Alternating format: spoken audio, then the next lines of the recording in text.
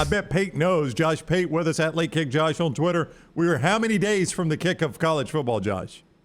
I'm going to disappoint you right now because actually, first I make sure I'm unmuted. Okay, I am. I don't know that, and I'm going to tell you why I don't know that. So, as you know, March Madness going on, and people kind of pigeonhole me as football. But here's what I have: I got a highlighter here, and I got a mic flag that I borrowed from CBS. So if you slide, you become the authority. This is all it takes. I can talk basketball all day with you now.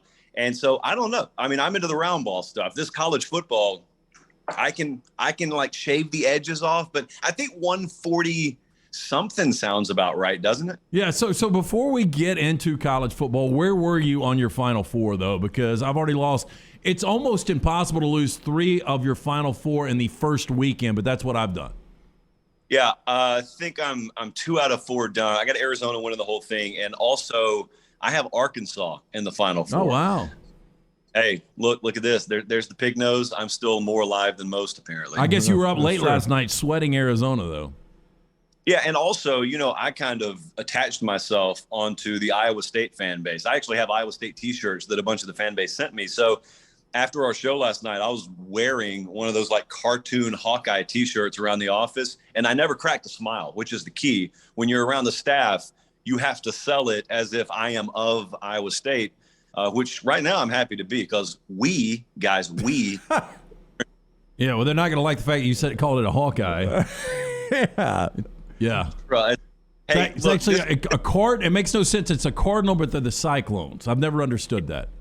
Luckily, this show's not live, right? So we can go back and we can edit all that out. We're not live, are we? No, we'll edit that out in post. Yeah, absolutely.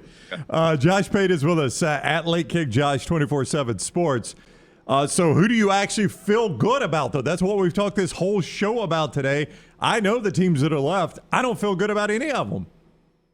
I don't know. I guess if I were watching the tournament and just the tournament, I'd probably feel halfway decent about Gonzaga. Like I thought it was really impressive when we were watching them in round 1, I believe it was, when it's nip and tuck there with Georgia State. And then I had to go on a conference call, which lasted about 20 minutes. And in it went on about like a 25-3 run.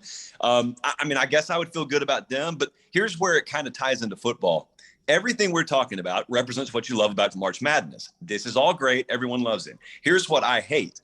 I hate it when people can't put the period on the end of the sentence there. They can't say, I love this about March Madness, end of sentence. It's always got to be, and we need this in college football, because I don't need football. I don't find myself, as the confetti rains down in Indianapolis or wherever we happen to be, I don't find myself wondering, but could Miami of Ohio have upset all this? If Buffalo had gotten in this thing, would it have been different? I've never craved that. Man, the transfer portal in college basketball it is, to me, it's more impactful than what you get in college football. When you look at what North Carolina's doing, what Miami, Texas Tech. But speaking of that, JT Daniels is still out there. Where does he end up landing, and why has he not found a home yet? Yeah, it's kind of curious. I've asked around about this, and I guess I haven't asked the right people because I haven't gotten the answer. Everyone kind of hem-haws around, and it's, you got to go through the process. You got to do your due diligence. Well, we're starting spring football, so I would think that there's got to be a little sense of urgency. I know he was either visiting or is visiting Missouri recently. That one sounded very interesting. I also, I wonder if he may wait and take a look at who leaves post-spring, because that's that whole second set of dominoes that fall. And I'd be really interested to see, if you've already gotten this far, why not just take it until the end of spring, and why not check out the landscape? And because at this point, you're probably selling yourself short. If you haven't already made the move and you're not going to be a part of someone's spring practice, you're probably selling yourself short, or maybe shortchanging yourself, not to just go ahead and wait till the end of spring. Let everyone make the move that they're going to make, and then you find, I guess, the most advantageous roster situation. I also don't know, even though we may assume it, I don't know how locked in he is to playing this year. Most people would be locked into playing this year. That's why you're in the portal. You just never know where a guy's mind's at, though. Emory Jones knows what that portal looks like. He was in. He played a bowl game. It looked like he was out. Now he's back in. So it looks like Anthony Richardson is the starter for Billy Napier. I don't know that Billy Napier is Excited about that, but I don't know that Jack Miller is the better option. Who do you think ends up taking the bulk of the snaps for Florida this year? I think it's Richardson, and I don't know that. I mean, you could inherit a far worse quarterback situation than Billy Napier did. So, I think the retort to that, if I'm Billy Napier, because we're not saying he said this necessarily, but if I'm Napier and I come in and I say, this guy's got tools, but just doesn't quite fit what I do. Well, look, man, I mean, you got to adjust what you do based on what you inherit. And so now that we do actually revert back to what Billy Napier thinks, he's going to see, they're going to get a healthy sense of what they have in Anthony Richardson during the spring. It's one of the most interesting things to watch to me, whether it's Kelly at LSU or whether it's Billy Napier at Florida, the Venables for that matter at Oklahoma, these new coaches and staffs who come in. You can do all the film study you want to. You can go up and down your roster. When you finally get to get those guys on the field in spring and finally get to have hands-on, like detail-oriented work with them, then you find out how good do we think he fits into what we want to do, or can we tailor what we do to fit his skill set? I think they're going to be okay with Anthony Richardson if he stays healthy, and that's kind of a caveat with everyone. If Anthony Richardson stays healthy, I don't think we're going to get to the fall, and if Florida falls short of expectation, look at the quarterback position and say, well, that really just killed them. It turns out they had no shot because of quarterback. There may be some other areas of deficiency. He's good enough to win with, though. You mentioned Venables. In this year, 2022, more confidence Venables year one at Oklahoma or Sark year two at Texas? Oh, man. So clearly we have like a 51-49 situation in my head right now. I haven't even eaten lunch yet, so I don't normally like to think very deeply at all. I think I am going to slightly lean Sark. I don't have a lot of conviction. Okay, well, let me ask you this. Let me reset the whole question. We don't know exactly. We thought there was a chance that Texas and Oklahoma could find their way in the SEC this year. Do you think either one of those guys ever plays in an SEC championship game at Oklahoma or Texas?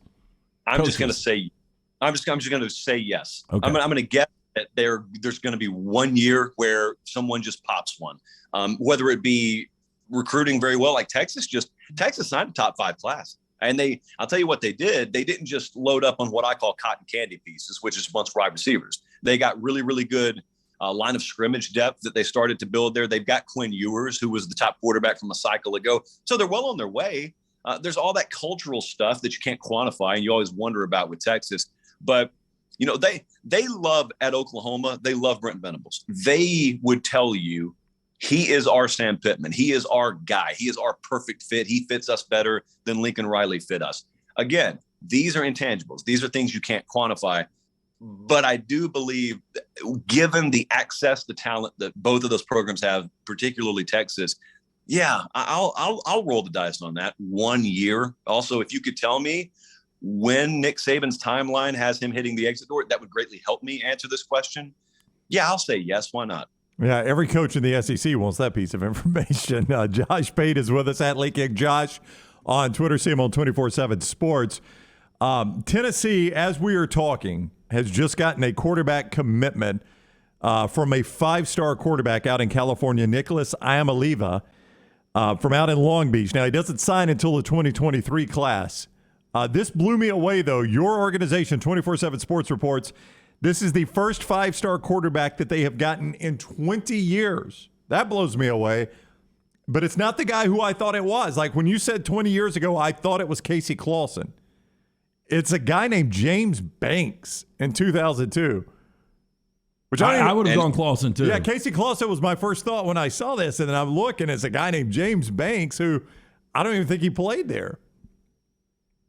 Ryan, would you like to tell me your favorite James Banks story? I would love to here on CBS. Josh, I have no earthly idea. I don't even. Did they not move? Did he move to receiver or something? I don't remember. This is one of my favorite deep in the weeds recruiting activities is to talk about 5-stars who never were or never panned out, because there's this entire like mythological status around some of these guys who you knew the names of, but they never actually panned out on the field. I guess that's one of them. I will say this, though. When Josh Heupel came in there, which is only a little over a year ago, when he came in there, Two big questions, really.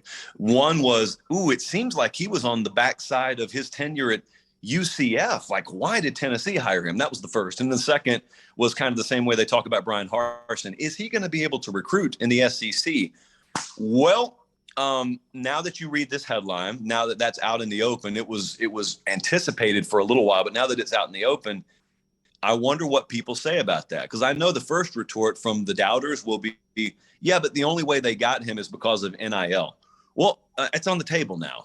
For better or for worse, that's the game. That's the way it's played now. And you're not going to tell me Tennessee is playing by any different set of rules than anyone else is. I've always been a believer that the notion that Tennessee can't recruit at a national level is dumb because they have done it once. They could do it again. Number two, the amount of in-state talent is always overblown. I'm a believer that if you take a pinpoint on Knoxville, Tennessee, and you draw a 6-hour radius around it, you get into most of the Carolinas, North Georgia, most of Alabama, you get all of Tennessee, you get up into Ohio, part of the Virginia area. There's plenty of talent. And then if you can occasionally go all the way out west in California and get a 5-star quarterback, and it's very attractive because of that offense right now. I mean, Hendon Hooker, we were talking about him last night. Hendon Hooker was a 31 touchdown, 3 interception guy last year, 3,000 yards, 68%, I think, completion percentage. That's in year one when they were expected to stumble all over themselves. If I was watching that and I was a quarterback or I'm a wide receiver or the like, I'd be very attracted to that. So I threw this question out, Josh, on Friday, and we made it a poll question. And a couple of years ago, it would have been extremely ridiculous. But best coach in Lexington right now, is it Stoops or Calipari? Oh, boy. Well, this is going to be a fun answer because I think it's Stoops. I think when you have to factor in, I don't want to say commitment. Like, I think Kentucky is pretty committed to football, but it's obvious what the priority there is. I don't ever watch Kentucky football and think to myself, they're underachieving. I do find myself watching Kentucky basketball saying that from time to time. I know the tournament is a different animal entirely, and it's not always maybe the best gauge for, your level of play throughout a season. But, keep in mind now, I got the CBS mic flag here, so we can delve into basketball a little bit. I'm surprised that Cal only has one national championship, and I know how different an animal that is. I get it. I get how hard it is to win that, but when you think about his early time at Kentucky and you think about what it seemed was going to happen, which was he's going to go and literally cherry pick from the entire country the 5 or 6 that he wants per recruiting cycle, and he's going to put super teams on the court every single season. It just seemed inevitable that it was going to be like a LeBron James, not 2, not 3, not 4, like one of those kind of deals. And it hasn't been that way. Whereas with Mark Stoops, anytime that we talk about them on the national level, it's always good for Kentucky. Who expected fill in the blank? Who expected fill in the blank any given year? And he's probably, for that reason, got the safest job this side of Saban and Smart in America. And it's also a reason why they love him up there. I mean, people are probably on a per capita annual basis a lot more bent out of shape about John Calipari than they ever are with Mark Stoops. Yeah, I don't think there's any doubt. James Banks had 31 passing attempts at Tennessee. I am reminded that he did swap to receiver where he had 42 catches, 621 receiving yards his sophomore season, and he left Tennessee. He was big. Do you remember that 5 overtime Bama-Tennessee game? Yeah. People on Twitter, yes. People on Twitter, Josh, are saying he was huge in that game. So he ended up playing receiver for them and then disappeared. I somewhat remember him now that I've contextualized it that way. It's tough. I hate when we go down this road because then once you mention the name, I remember the game. I remember I was in a hotel room in Augusta, Georgia at a softball tournament for my sister. How supportive am I? So I remember watching the game. I remember where I was. I now remember him fairly vividly. Don't quite know his social security number or anything like that. Yeah, it's kind of because I should have remembered that. A hotel room in Augusta. We did this with Lance the other day. We did the biggest upsets in NCAA tournament history, and he had to give us a memory from each of them. And one of them, he was like in a Food World. I was, man. I got weird memories like that too, Josh. I can place different sporting events exactly what I was doing and where I was. Lance, are you the kind of guy who goes to a Food World, but you refuse to buy your meat products there? You have to go somewhere else for the meat, or is it one size fits all for you? So there's a place where you can buy basically anything and everything, and I was there yesterday, and there's no chance I would buy meat from that place. Really? Yeah. Yep. A lot of people are like this. Yeah. Dunaway, you're a little bit higher crusted, but there are a lot of folks who do the one size fits all. I grew up in a world of Vienna sausages. And so I did too. And so did Dunaway. And Yeah. I ate the gas station hot dog forever. But now that I've got the option, we've got a great sponsor, the New York Butcher Shop. So we've got a legitimate butcher that we can go to. So that's where I'm going to go get my meat. Wow. Do you guys still even drink your wine glasses normal, or do you like go underhand with it now? I'm typically stemless, so I'm underhanded. Gotcha. All right. Watch Josh Pate every night, 24/7 Sports. Follow him on Twitter at LateKickJosh. Thank you so much for the time, Josh. Always fun. See you guys. All right, buddy. Take care. Go eat lunch. Josh Pate with us on the JohnstonRVCenter.com hotline.